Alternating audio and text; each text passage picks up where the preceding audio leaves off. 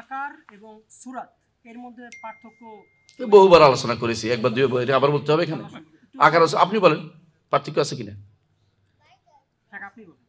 আমি বলতে চাবো কেন? হাদিসে আসে সূরা, তাই না? বাংলা ভাষার সুরত আছে, আদম সুরত বলে না, নেক সুরত বলে না, খুব সুরত বলে না, খুব সুরত নাই, আসেনি? যে শব্দ আপনার আছেই, ব্যবহারই আছে, এটাকে আপনি আবার অনুবাদ করতে যা বিপদে পড়বেন। তো আপনি বুঝেন কথাটা? নামাজের কি অনুবাদ করবেন? নামাজের অনুবাদ করবেন কি? নত হওয়া। হ্যাঁ, তাকওয়ার কি অনুবাদ করবেন? ভয়ভীতি।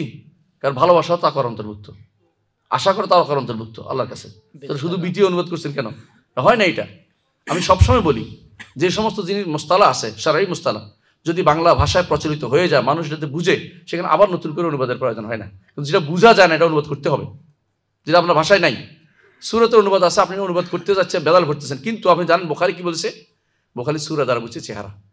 স্পষ্ট দেখেন কিতাবুত তাওহীদ বুখারী, এখনই দেখেন, আপনি এখনই দেখেন, খুলে দেখেন বুখারী কি দিছে সূরাতের আনে, তা সেখানে দলিল দিছে যে আউযু বিওয়াজহিকা, এটা নিয়ে আসছেন কেন?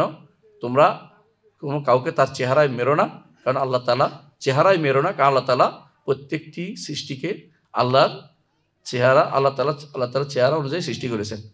সূরত বলছে, দ্বিতীয় অংশ কি বলছে? চেহারা। এটা প্রমাণ করে সূরা হচ্ছে কি? চেহারা। বুঝতে পারছেন?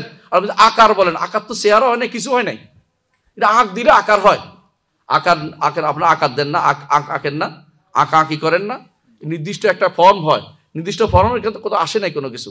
অবশ্যই আল্লাহ নির্দিষ্ট কি আছে এটা আমরা জানি, কোরআন সুন্নাহ কোথায় আসছে তার চেহারা আছে, আছে কিনা? আছে।